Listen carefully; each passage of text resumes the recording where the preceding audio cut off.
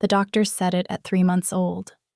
Permanent spinal damage, thoracolumbar region, incomplete injury. The neurologist at Mount Sinai read from the chart without looking up.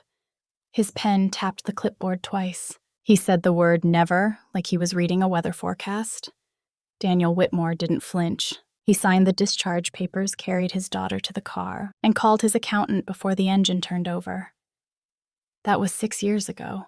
Tonight, Daniel sat in the back of a black Escalade, pulling into the gravel lot of Harbor Light Diner on the Boston Post Road in Old Saybrook, Connecticut. The neon sign out front buzzed and flickered. The O in open had been dead since March. Inside, a Springsteen track leaked from a jukebox older than most of the staff. The air smelled like bacon grease and lemon floor cleaner, the kind of combination that only exists in diners where the cook has been working the same flat top since Clinton was in office.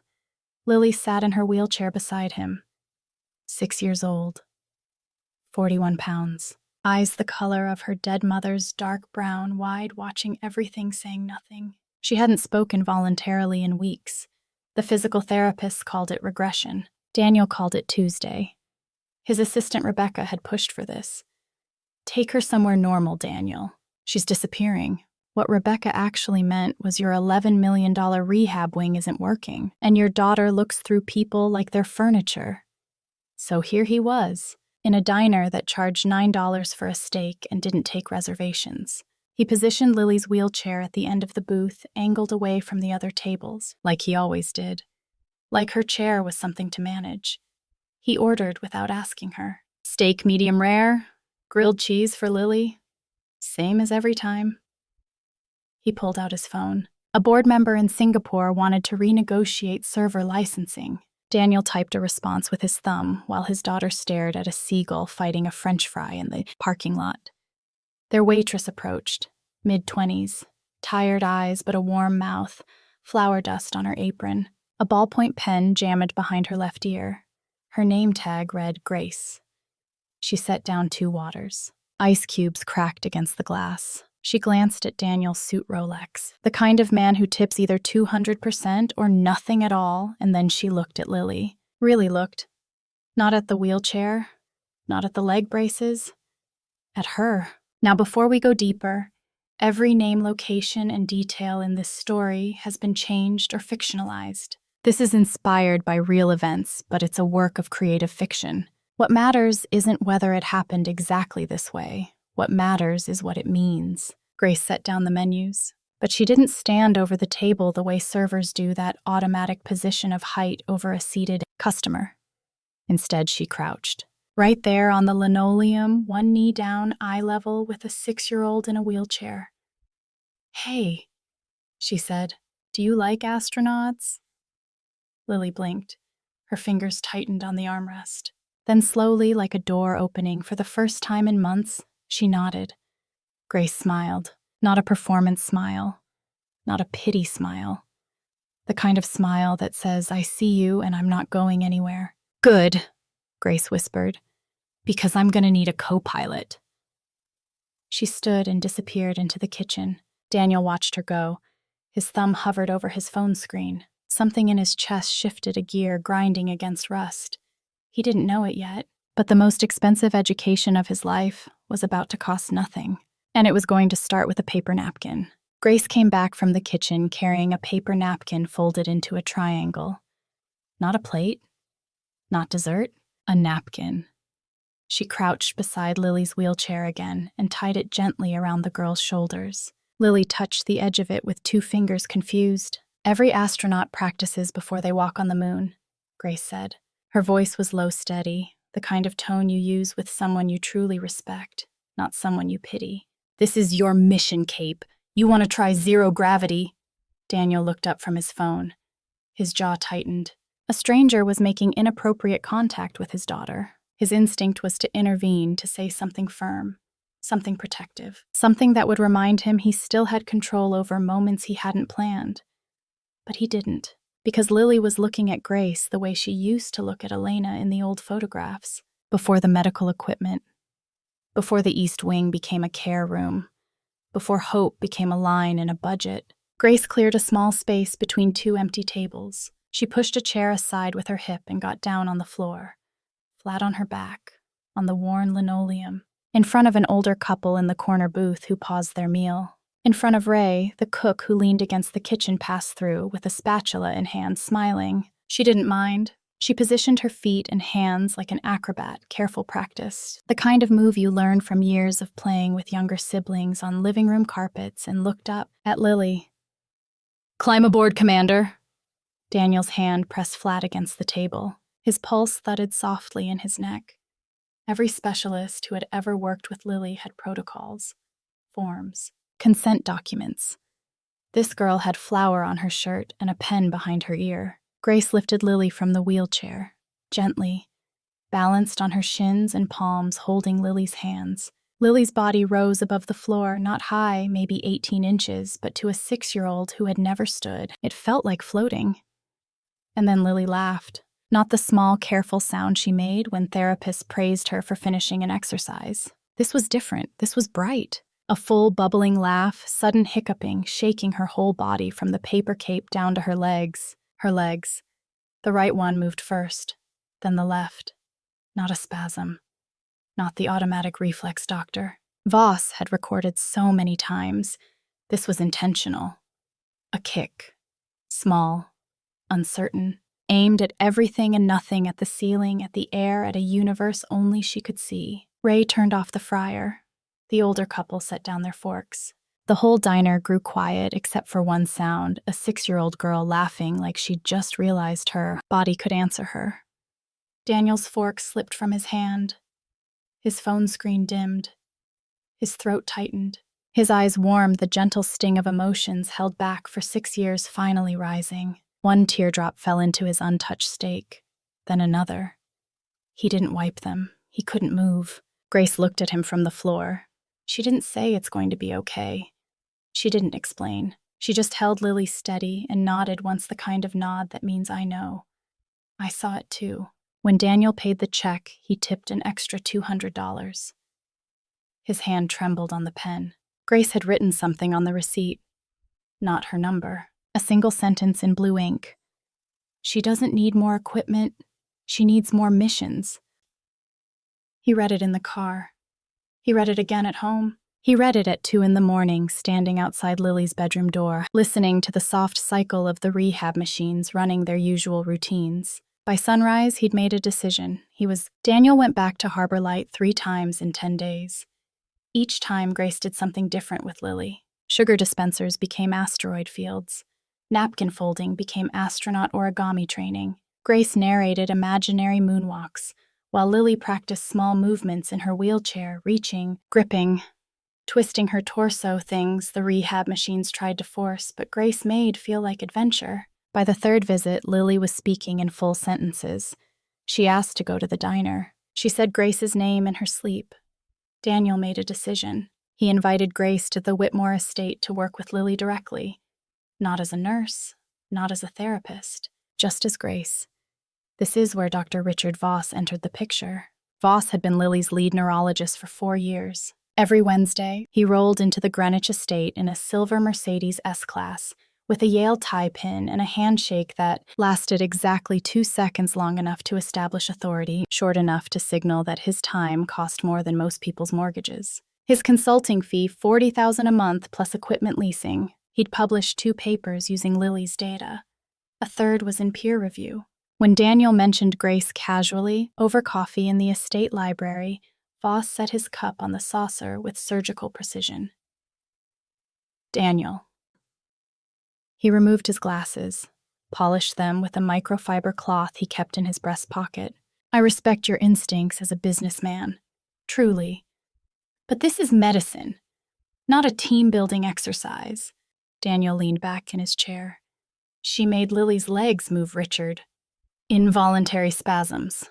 Voss pulled out his tablet, scrolled through charts with the confidence of a man who'd been winning arguments with data for 3 decades. Extremely common in incomplete SCI. I've documented it in her file 17 times. What you're describing is a reflexive arc response triggered by sudden positional change. It's not progress, Daniel. It's physics. Physics that made her laugh for the first time in 2 years. Voss didn't blink. Children laugh when they're stimulated. It doesn't mean they're healing. A clown could have gotten the same reaction. He leaned forward. The library light caught his tie pin, sterling silver, the Yale Bulldog.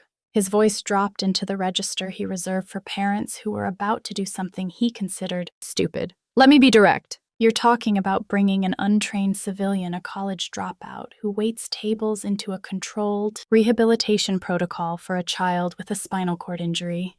One bad lift, one wrong angle, and Lily could suffer a secondary compression injury. Permanent. Irreversible. He paused. Let the silence do the work. And when not, if the press finds out that you bypassed a licensed medical team for a waitress from a diner, the headline writes itself. Billionaire father endangers disabled daughter with unlicensed caretaker. Your board will have questions. Your shareholders will have concerns. Your competitors will have a field day. The threat wasn't medical. It was social. Voss knew that Daniel Whitmore protected two things above all else, his daughter and his name, and he'd just weaponized one against the other. Daniel said nothing. His fingers pressed into the leather armrest of his chair. His jaw worked side to side, a tell he'd never been able to control, the one that showed up during hostile negotiations and SEC depositions. Voss stood, buttoned his jacket, picked up his briefcase, Mont Blanc black calfskin, the kind that costs more than Grace's monthly rent. I'm not your enemy here, Daniel. I'm the one keeping your daughter safe. Let me do my job. He left. The Mercedes pulled out of the driveway at exactly 4:15 p.m., the same time it left every Wednesday. Precise. Controlled. The routine of a man who believed his schedule was evidence of his importance. That night, Daniel walked into the East Wing. Lily was strapped into her mechanical therapy frame, eyes glassy, doing repetitive leg extensions guided by a robotic arm. She looked at him and said 4 words that hit harder than anything Voss had delivered. Daddy, when can I see my astronaut teacher?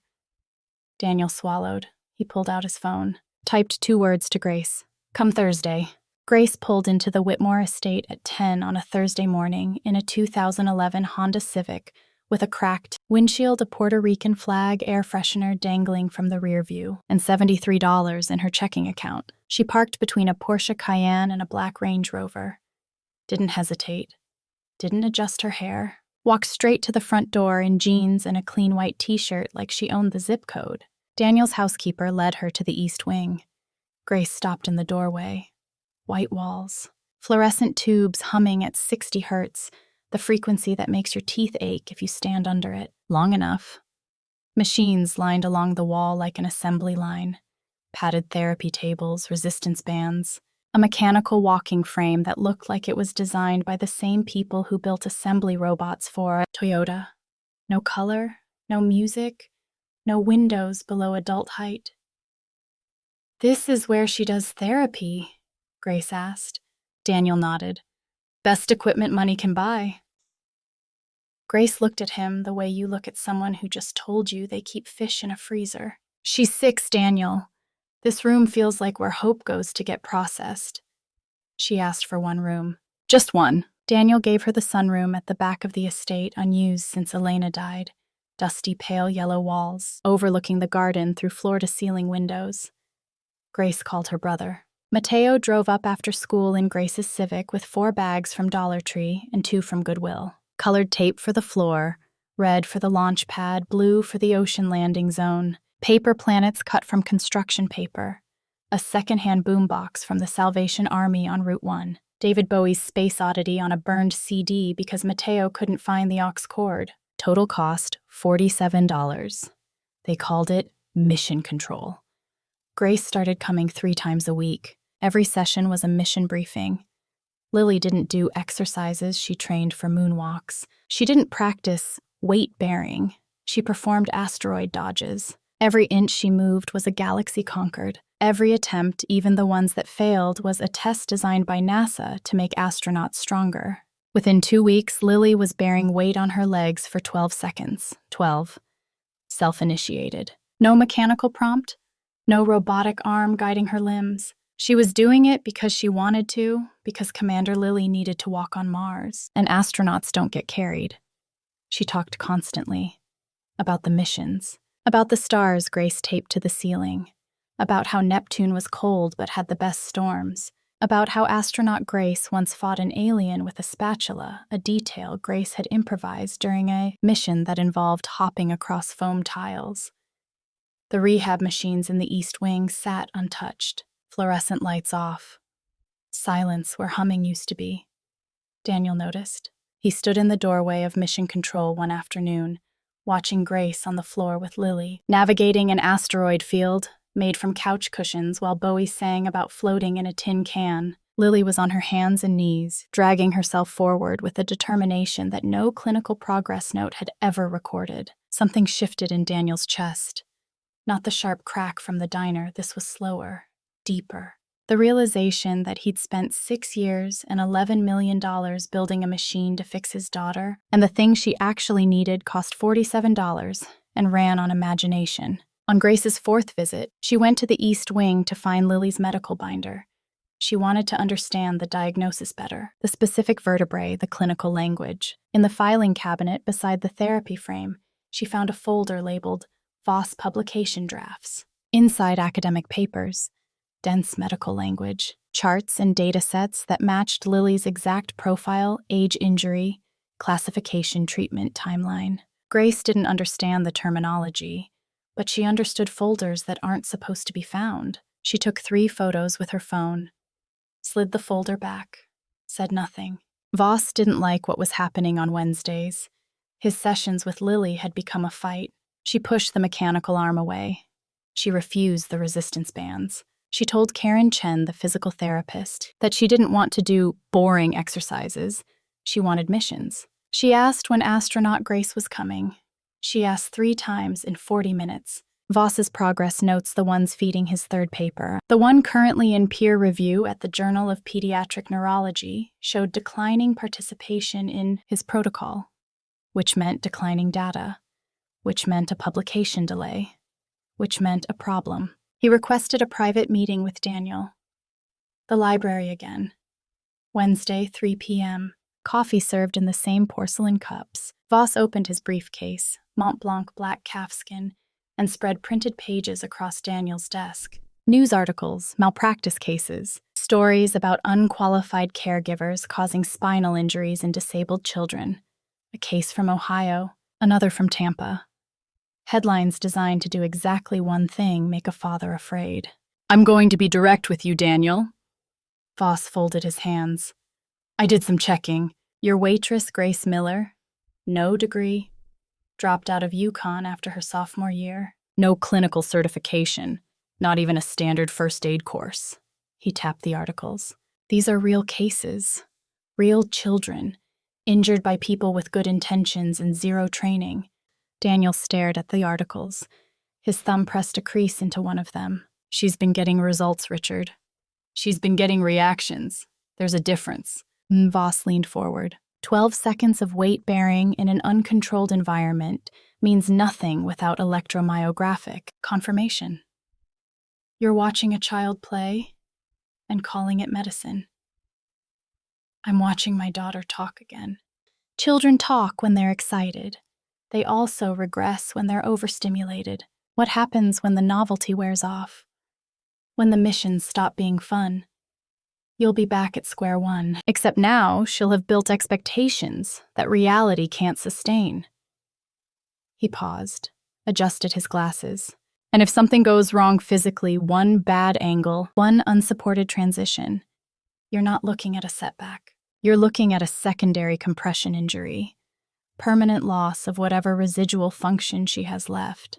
His voice dropped. And you'll have to explain to a judge, to a reporter, to your board, why you chose a 24-year-old waitress over a medical team with a combined 80 years of clinical experience.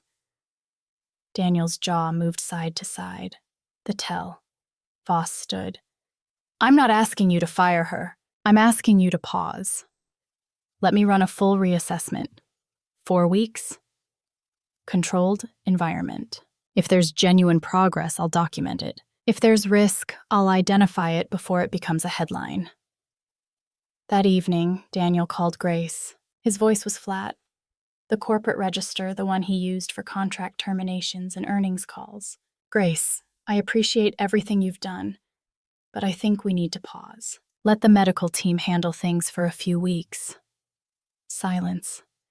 Then Grace's voice tight and controlled. She was standing for 12 seconds, Daniel. On her own. She named a star after you. I know, but I can't risk. You're not risking anything. You're scared, and that's fine. But don't dress it up as logic. The line went dead. Grace sat in her car in the Goodwill parking lot on Route 1 for 20 minutes. She didn't cry until minute 7. Then she cried until minute 19. Then she wiped her face with a Dollar Tree napkin, started the Civic, and drove home to make Mateo dinner. Lily waited for Grace on Thursday. Grace didn't come. Lily waited Saturday. Nothing.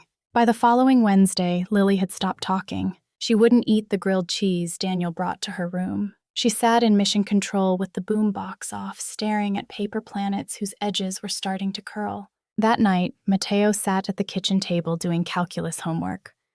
Grace came through the door red-eyed. She didn't explain. But Mateo was sharp.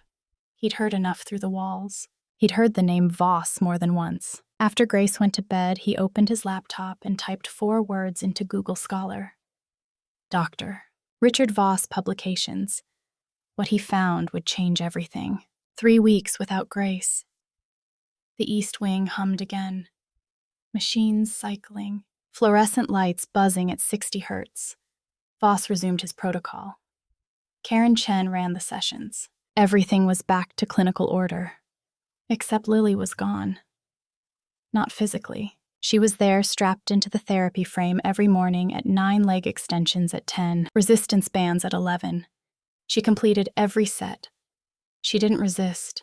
She didn't cry. She didn't do anything at all. She sat in her wheelchair with her hands folded in her lap, staring straight ahead with an expression that belonged on someone 40 years older. A patient who had simply decided that hoping hurt more than accepting. A 6-year-old who had learned in 3 weeks the lesson that Daniel had taken 6 years to master: don't want things you can't have. Karen Chen approached Daniel after a Tuesday session. She closed the door to his study and stood with her arms crossed, not defiant but firm. 15 years of clinical experience pressing against the professional politeness she was trained to maintain. She was bearing weight, Daniel, 12 seconds, self-initiated. In 15 years of pediatric rehab, I have never seen that happen in a patient with her injury profile outside of a controlled clinical stimulus. She paused. What was happening in that sunroom was working. Dr. Voss said it was involuntary, reflexive arcs triggered by... I know what Dr. Voss said. Karen's voice stayed level, but her eyes didn't. And with respect, I was in the room. That wasn't reflexive. She was trying. Daniel said nothing. Karen left. That evening, he walked to mission control. He hadn't been in the sunroom since Grace left. The paper planets were still hanging, Saturn's rings drooping, Mars tilted sideways from where the tape was losing its grip. The colored launch pad on the floor was peeling at the edges. The boombox sat on a folding chair, unplugged its cord, coiled on the seat like it was sleeping. On the floor beside Lily's favorite spot, the navigation console, which was actually a TV tray with stickers on it, Daniel found a drawing. Cheap printer paper crayon, 3 stick figures on what appeared to be the moon.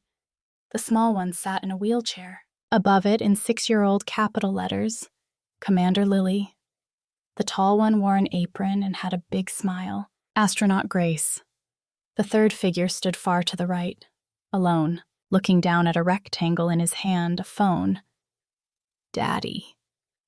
Daniel sat on the floor. He held the drawing with both hands. He pressed his thumb into the paper too hard and the crayon smudged. He stayed on that floor for 40 minutes while the air conditioning made the paper planets spin slowly above him. He pulled out his phone, scrolled to Grace's number. His thumb hovered. Secondary compression injury. What will the board say? What will the press write? He put the phone away. In her bedroom at this end of the hall, Lily lay awake in the dark. The beep-hiss-beep of the rehab machines bled through the walls, rhythmic, mechanical, indifferent. She reached under her pillow and pulled out the paper napkin cape. Wrinkled, torn at one corner. still carrying the faint smell of bacon grease and lemon cleaner from a diner 35 minutes south on I-95. She pressed it to her chest and whispered into the dark. "Ground control to astronaut Grace. Please come back. Over." She waited. The machines beeped. Nobody answered. "And now a question for you, Lily," is whispering into a napkin, calling for the one person who made her feel like she could fly. Her father is sitting on a cold floor holding a drawing that shows exactly how far away he's become. "Do you think Daniel deserves a second chance? Or has the real damage already been done? Tell me in the comments." 30 miles south, in a rented cottage off Route 154, Matteo sat at the kitchen table with his laptop open. 3 browser tabs.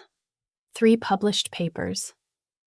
Author Dr. Richard R. Voss, M.D. Ph.D. Yale School of Medicine. Subject data female age 6 incomplete SCI thoracolumbar. The third paper, the one in peer review, included session notes from weeks Matteo recognized. The weeks Grace was at the estate. Progress data that showed improvement. Improvement that Voss had reported to Daniel as no significant change. Matteo stared at the screen. He called Grace out of her bedroom. "He's using her," Matteo said, "and he's hiding that she was getting better." Grace didn't want to go back. She'd said what she needed to say on the phone. She'd told Daniel the truth, that he was scared that he was choosing credentials over his own eyes, that his daughter had named a star after him, and he'd responded by cutting the one person who gave her a sky to put it in. And he'd chosen the man with the Yale tie pin anyway. In the Miller family, you didn't go back. Their father left when Grace was 14 and Matteo was 8. No goodbye, no forwarding address, just a Dodge Ram pulling out of the driveway at 6 in the morning and a note on the kitchen counter that said, "I'm sorry, I just can't." Their mother took a night shift at Foxwoods Casino 3 months later and never really came home again. Grace raised Matteo on free school lunches, library internet, and the kind of stubborn pride that comes from having no safety net and knowing it. So no. She wasn't calling Daniel Whitmore. She wasn't driving back to that estate where machines cost more than her house. She was done. But Matteo was 16, and 16-year-olds don't carry the same scar tissue. He called Daniel's office directly on Monday morning. Rebecca, the assistant, answered with the polished voice of someone trained to deflect. "Mr. Whitmore isn't available. Can I take a—" "Tell him it's about Dr. Voss and Lily. He'll take the call." Silence. A click. Hold music Vivaldi. Then Daniel's voice guarded. "Who is this Matteo Miller? Grace's brother. I need 90 minutes of your time, and I need it today." Matteo was at the Greenwich estate by noon. He sat at the dining room table across from a billionaire in a Tom Ford shirt and laid out 3 printed papers from Google Scholar like a prosecutor presenting evidence at trial. Paper 1 published 14 months ago. Subject data female, 6 years old, incomplete SCI thoracolumbar region. Treatment protocol, mechanical rehabilitation. Results. Minimal functional improvement observed. The author Dr. Richard R. Voss. Paper 2 published 8 months ago. Same subject data. Same protocol. Same conclusion. Different journal. Same author. Paper 3 currently in peer review. Same subject. But this one included a new section data from non-standard therapeutic intervention during weeks that Matteo recognized immediately. The weeks Grace was working with Lily. The weeks Lily started bearing weight, initiating movement, speaking in full sentences. Voss's conclusion in the paper, no statistically significant response to non-standard intervention was observed. Matteo pulled out his phone. On it, photographs of Karen Chen's actual session notes from those same weeks. Notes that Grace had asked Karen for directly, politely, professional to professional. Notes that showed Lily's weight-bearing duration increasing from 0 to 12 seconds. Self-initiated movement. Voluntary vocalization rates up 300% from baseline. "He lied," Matteo said. He lined up the documents side by side. "Right here." His paper says no significant response. Karen's notes say the opposite. He suppressed the data because if Lily improves from play-based therapy, his clinical protocol is invalid. His papers collapse. His contract with you, $40,000 a month, ends. Daniel read every page. His face didn't change, but his hands did. The fingers that had been resting flat on the table slowly curled into fists. The knuckles whitened. The jaw his tail shifted side to side. "How long?" he asked. "At least 8 months. Maybe longer. The first paper's dataset starts 2 years ago." Daniel stood. He buttoned his jacket with the precision of a man transitioning from father to operator. He picked up his phone and dialed. "Get me everything on Dr. Richard Voss. Publications, consulting contracts, IRB filings, consent documentation. I want it compiled and verified by Friday." He hung up, looked at Matteo. "Thank you." Then he looked at Grace, who was standing in the doorway with her arms crossed and her car keys still in her hand, like she hadn't fully committed to being here. "I'm sorry," Daniel said. "I should have trusted what I saw." Grace didn't soften. "Don't apologize to me. Apologize to her." She nodded down the hallway, toward the closed door of Lily's room, toward the girl with the crumpled napkin under her pillow. Now a reminder. This story is inspired by real situations, but every name, institution, and event has been fictionalized. The medical scenarios are dramatized for narrative purposes. What matters is the truth underneath. And the truth underneath was this: a 16-year-old kid with a library laptop and a burned CD of David. Bowie had just done what a $4 billion tech company, an $11 million rehab facility, and a Yale-educated neurologist couldn't. He'd found the lie, and the man who told it had no idea what was coming. Grace came back on a Thursday. She didn't call ahead. She just showed up at 10 a.m. in the Civic with the cracked windshield, Matteo in the passenger seat, a bag of new Dollar Tree supplies in the back. Lily heard her voice from the hallway. Not the words, just the tone. That particular frequency that belonged only to Grace Miller, warm, direct, unhurried. Lily screamed. Not pain, not fear. A launch sequence scream. The kind astronauts would make if astronauts were 6 years old and had been waiting 3 weeks for mission control to come back online. "Astronaut Grace! Astronaut Grace!" Grace dropped to her knees in the hallway. Lily wheeled toward her at full speed, arms pumping, chair rattling on the hardwood, and crashed into Grace's chest hard enough to knock her backward. They held each other on the floor. Grace smelled like coffee and lemon cleaner. Lily smelled like Johnson's baby shampoo, and something else, the stale, institutional scent of the rehab wing that had settled into her clothes over 3 weeks. "I called you," Lily whispered. "On the napkin. You didn't answer." Grace held her tighter. "I know, Commander. Ground control had some technical difficulties. But I'm here now, and we've got work to do." Mission Control reopened that afternoon. Bowie back on the boombox. New planets, Matteo had painted these himself acrylics on cardboard more detailed than the old ones. Jupiter had its red spot. Saturn's rings were layered. Earth was small and blue and hanging right above Lily's navigation console. The sessions resumed, but something had changed in Lily. The 3 weeks of silence of machines of waiting, they hadn't broken her. They'd sharpened her. She was angry. Not at Grace, not at Daniel, at limits, at the word never. At every machine that had moved her legs for her instead of letting her move them herself. She pushed harder. She demanded harder missions.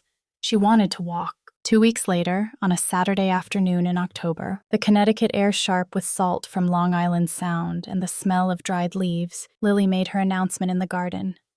"I'm going to walk on Mars." She pointed at 2 flat patio stones 3 feet apart. Gray flagstones slightly uneven, surrounded by grass that the landscaper had mowed that morning. Daniel's whole body tightened. His hands came up instinctively, ready to catch, ready to support, ready to manage. Grace put a hand on his arm. Steady, firm. "Let her choose." Lily gripped the armrests of her wheelchair. She pushed herself upward. Her arms shook. Her legs, the ones 3 doctors and 17 clinical notes had labeled non-responsive, straightened beneath her. Trembling. Unsteady. But vertical. She let go of the armrest with her right hand. 1 step. The sole of her sneaker scraped across the flagstone, a rough, uncertain sound like sandpaper on concrete. Her hip dipped, her balance shifted. Another step, shorter. Her left foot dragged slightly, but it moved. Forward. Intentional. The 3rd step didn't happen. Lily's knee buckled. She fell sideways into the grass, soft, unhurt. The October ground was damp beneath her cheek, smelling of earth and fresh-cut lawn. Daniel lunged, but Lily was laughing. Not polite laughter, not the careful, measured response of a child performing for adults. She was howling, rolling in the grass, punching the air with both fists, her paper napkin cape, which Grace had retied before the mission, flapping in the breeze. "I walked on Mars," she shouted. "I walked on Mars! Did you see I walked on Mars?" Daniel dropped to his knees. The grass soaked through his slacks. He pulled Lily into his arms and held her against his chest, and the tears, Elena's funeral tears, 6 years of concrete, broke through all at once. His shoulders shook. His breath came in ragged pulls. He pressed his face into his daughter's hair and made a sound that wasn't a word in any language, just the noise a man makes when something he stopped believing in becomes real. Lily patted his head, small hand, gentle. "Don't cry, Daddy. Mars is fun." Grace stood 3 steps back, tears running down her cheeks, smiling. She understood what Daniel was just now learning, the lesson that no amount of money or machinery or medical credentials could teach children don't move when they're tested.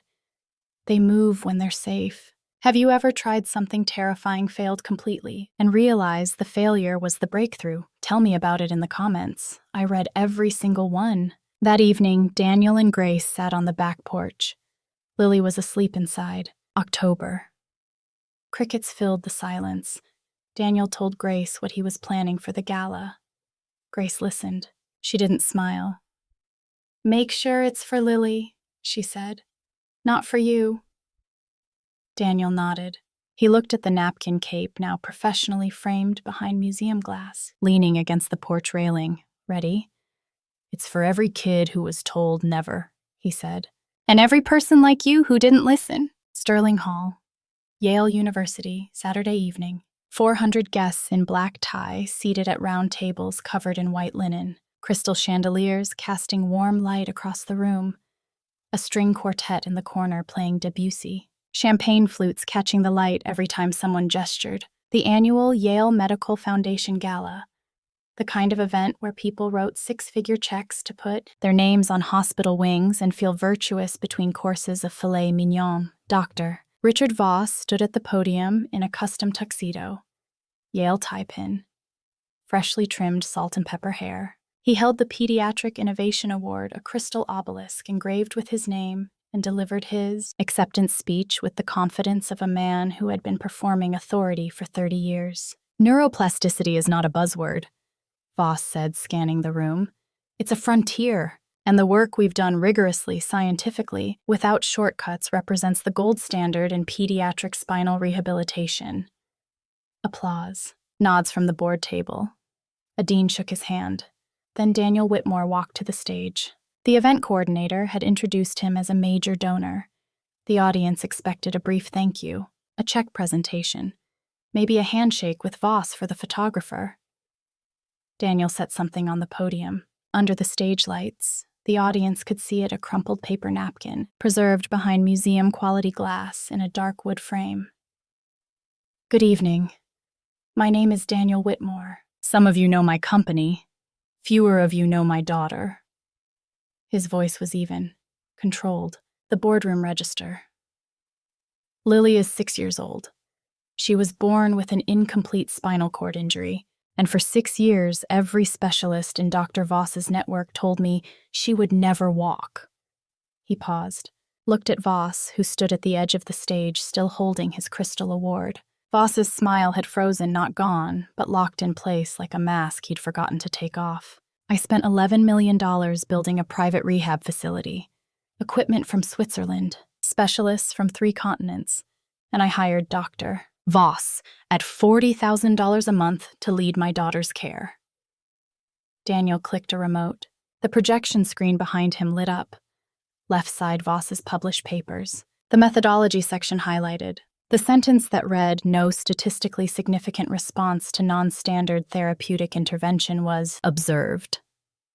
Right side, Karen Chen's session notes. Graphs showing Lily's weight-bearing duration increasing from 0 to 12 seconds. Self-initiated movement up 400%. Voluntary vocalization up 300%. Dates matching the exact weeks Voss had claimed showed no progress. The room went silent. Not polite silence. The heavy, airless silence of 400 people realizing they're watching something they weren't supposed to see. Dr. Voss told me those improvements were involuntary spasms, reflexive arcs, physics. Daniel's voice stayed steady. What he didn't tell me is that he was publishing my daughter's data in medical journals without proper IRB oversight, that his consent forms didn't cover publication, and that he was suppressing evidence of her improvement because if Lily got better from methods outside, his protocol, his research narrative would collapse.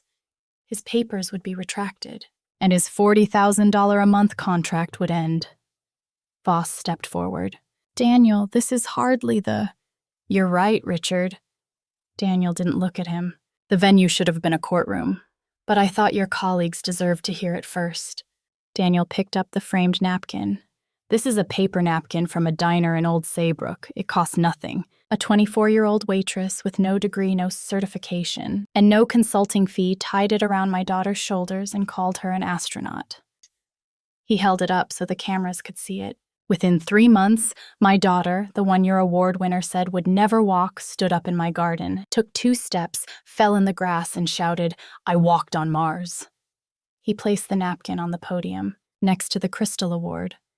This napkin did more for my daughter than everything in this room combined, and I believe the people who fund this institution have a right to know that. The board chair stood. She was already on her phone. The dean leaned toward the provost. Murmurs became whispers, became open conversation across every table. The live stream viewer count in the lobby ticked upward.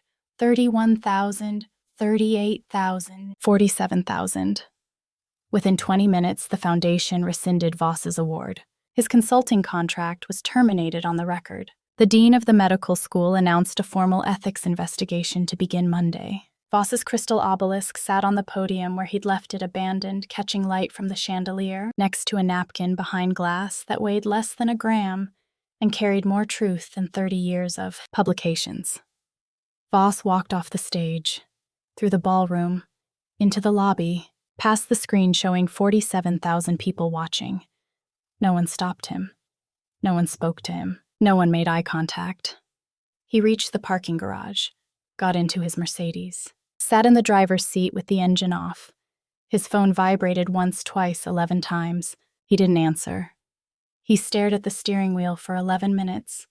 Then he loosened his tie, removed the Yale pin, set it in the center console, and sat in silence while the world he'd built disassembled itself on a live stream he'd never see. Daniel stood at the podium while the room rearranged itself around Voss's absence. Board members stood in clusters.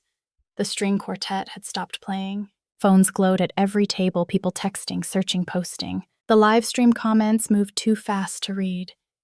He waited. Not for silence, silence wasn't coming. He waited for the right kind of noise. The shift from shock to attention. Then he spoke. "I'm not here to destroy a career. I'm here to build something." He set both hands flat on the podium, the way he did before shareholder votes and major acquisitions. "Tonight, I'm announcing the creation of the Horizon Room, a play-based recovery center for children who've been told never. No investors, no consulting contracts, no $40,000 a month specialists who publish your child's data while telling you nothing's working."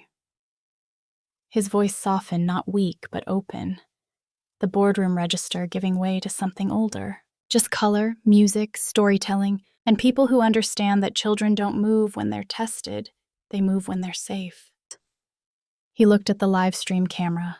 If you're watching this and you know a child who's been told they can't, a child the system has measured and categorized and given up on you, send them to us. Because never is not a diagnosis. It's a failure of imagination. The room stood. Not the polite sequential rising of a society audience. This was sudden. Chairs pushed back, champagne glasses set down hard, applause that hit the chandeliers and came back louder. 400 people who'd come to watch a man receive an award were now watching a man build something that mattered. 6 months later. The east wing of the Whitmore estate was unrecognizable. The white walls were gone, painted over in galaxies, forests, ocean floors. The fluorescent tubes had been ripped out and replaced with warm Edison bulbs strung across the ceiling like stars. The mechanical therapy frames were donated to a hospital in Bridgeport. The resistance bands went to a community center in Norwalk. In their place, the Horizon Room. Low windows so every child could see outside. Music playing softly. Bowie Beatles, the Moana soundtrack on rotation. Foam tiles on the floor in 6 colors. A boombox that never turned off. 15 children in the first cohort, ages 4 to 11. Every one of them told never by someone with credentials and a clipboard. A girl from Hartford with cerebral palsy who painted galaxies with her feet. A boy from Stamford with muscular dystrophy who built rocket ships from cardboard boxes. Twin brothers from New Haven, both on the spectrum, who choreographed an entire mission for the younger kids, complete with hand-drawn star maps and a countdown they performed in unison. Grace ran the program. She'd finished her degree at UConn Child Development, full scholarship funded by a grant that never publicly listed its donor. She didn't use the Whitmore name. She didn't need it. She had a badge that said director and a style that said, "Get on the floor with me." Karen Chen joined as clinical director. She'd resigned from Yale New Haven the day after the gala, told Daniel she'd spent 15 years documenting progress for people who didn't want to see it. She wanted to work somewhere the data mattered. Lily didn't run marathons. She walked with a slight limp and used a cane on days when her legs were tired. Connecticut winters were harder than summers. But she walked. Into the Horizon Room every morning. Into Harbor Light Diner, where Ray the cook saved her a booth, and Grace still tied napkin capes for every kid who came through the door. Into her second-grade classroom at the local public school Daniel had pulled her from private tutoring, where she told her teacher she wanted to be an astronaut, and nobody laughed. As for Daniel and Grace, it didn't start with a kiss.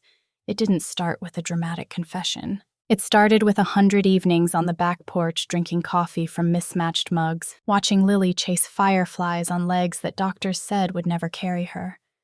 It started with respect, with gratitude, with 2 adults who discovered that love isn't a lightning bolt, it's a decision you make quietly. Every day until one evening you realize you've already been making it for months. On a Sunday evening in May, they sat on the porch. Connecticut spring, warm green, the air tasting like cut grass and Long Island Sound. Lily was in the garden, barefoot, catching fireflies in a mason jar, the glass going tink, tink, tink under her fingertips as she tapped it. "She's walking," Daniel said. "She's flying," Grace said. And somewhere in the space between those 2 sentences was everything this story was about. Not a medical miracle. Not a billionaire's redemption. Not even a waitress who changed a life. Just one human being seeing another. Some things in this world can't be engineered, optimized, or bought with a black card and a phone call. Some things only grow when you get down on the floor. Look a child in the eye and let her believe she's already flying. That's not medicine. That's not money. That's just one person truly seeing another person. And sometimes that's the only miracle anybody needs. This story was inspired by real events and real people, but all names, locations, and details have been fictionalized to protect those involved. If this story touched you, it's because the truth underneath it is real, even if the specifics aren't. And now I want to hear from you. If this story hit you somewhere deep, if you've ever been told never and proved them wrong, or if you know a child who deserves more than what the system gives them, then this channel is your home. Subscribe, hit that bell, and leave a comment telling me what's your napkin cape moment. What's the small, simple thing someone did that changed everything for you? I read every single comment, and I'll see you in the next story.